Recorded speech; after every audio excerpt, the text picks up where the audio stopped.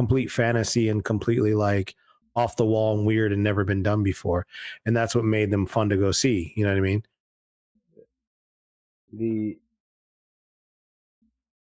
I agree absolutely. All of that. Sorry, I got slightly distracted with that again. Going to the movies and seeing these things, having the imagination opened up, especially when it comes to things like aliens. There's something that kind of didn't come through as much with aliens, like Marvin the Martian. Again, another cartoon that featured different age too. I think a different age. The idea like was back then it was like Mars. Mars was like unattainable. Mars was unattainable, but not just that. Like if he was coming, there's only one thing he was coming for: to blow it up. Domination, yeah. Blow it up, domination. I mean, they were living in a time of Cuban embargo and all kind of crazy stuff. You know what I mean? Where it was only bad stuff if somebody was coming to your country. It was never anything good. So I get it. The mindset's like, oh my God, we got to protect ourselves at all time because the Martians will come in. Yeah, exactly. Very much so. Completely territorial. Yeah, exactly. I was thinking about some of the other ones I grew up with. Now I remember, apparently, I just found this out, which kind of broke my heart a little bit. Cartoon Network is bye-bye, right? It's gone. Yeah.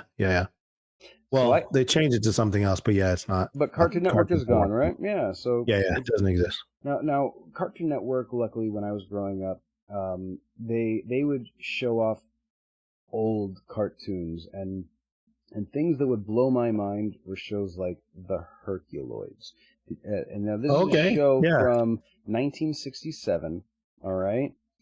Again, now Invader Zim is on my list. I don't know how much I want to. Like, I love Invader Zim. Love it. My sister loves it. She got me into it. And it was. But anyway, Herculoids. There was a show called Herculoids, and it was another Hanna-Barbera. Joe and Chuck pumping that out. Sorry, Bill and Joe. William and I'm thinking of Chuck. The other one. Herculoids was kind of like on another planet, which seemed to be almost a caveman age. But do you remember? Do you remember Fire and Ice from Ralph Bakshi? One of my favorite animators of all time. Of course. And now, we could do a whole episode on Bakshi. I just love him. But right, that one there, that style is good. That Fire and Ice, where it's kind of like, is this supposed to be ancient Earth? Or is this like what's the time period? Yeah, what is the time period? What's happening here? It seems more likely that this is another planet, very similar to Earth, except for, there's a mixture of, Cro-Magnon man and regular, wasn't the planet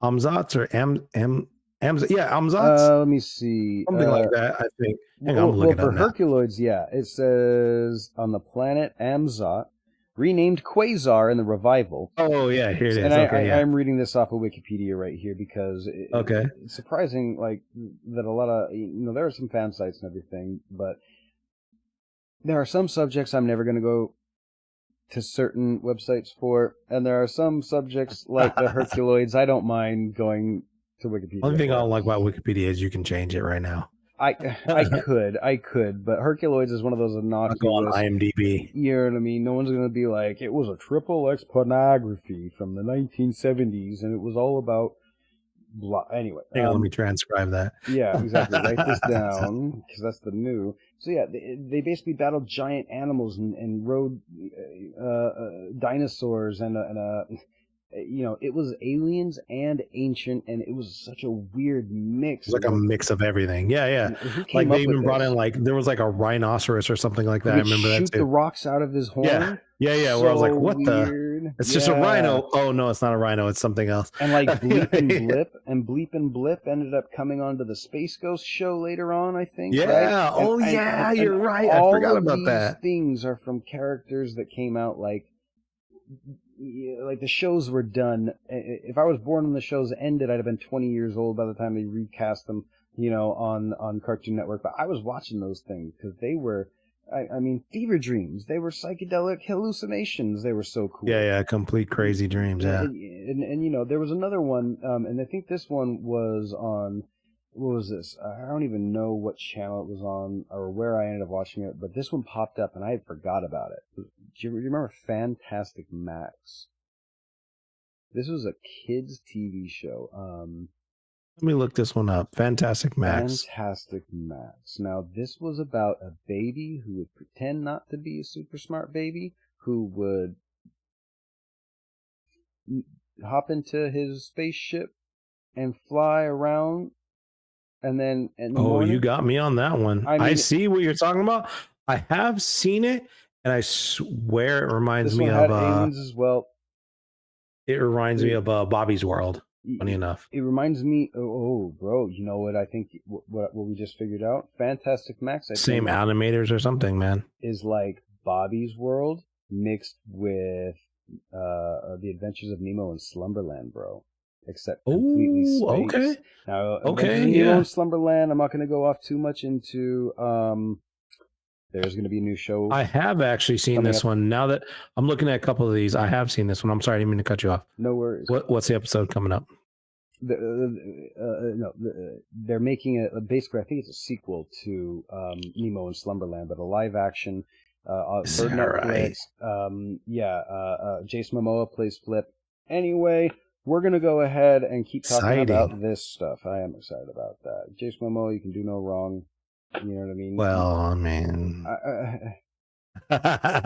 I'll look both ways on that one. He can do some wrong, but that's okay. No, you know what? He gets a great pass. Actor. Love the man, but look on the spectrum, on the full spectrum of Jasons, he's the one setting the curve right now. And so the Jasons, look, he's killing it. He's killing it. Yeah. You know, we're all trying to climb up that wave. King amongst men, I'll call him. He's the winner of all of us Jasons right now. I tip my hat. He's doing the Lord's work. Is there jealousy? Of course there's jealousy. You know what I mean?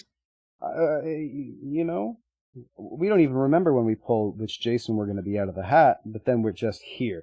Anyway. It's pure happenstance. It's amazing.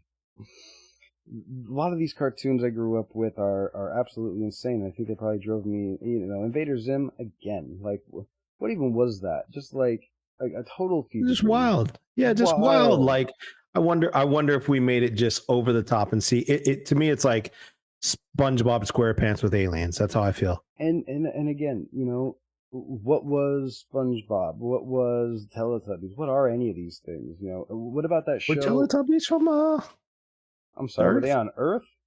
Were they on Earth? I'm not even sure. Now that you said it, I was like, I've never watched enough Teletubbies to actually ask myself that question. There was, I mean, even the Thundercats were on another planet. You know what I mean? Yeah, they were on another planet. Yeah, they were on another planet. There is, as far as like cartoons that were shown to me when I was a little kid, not to harp too much on Marvel, because Marvel, of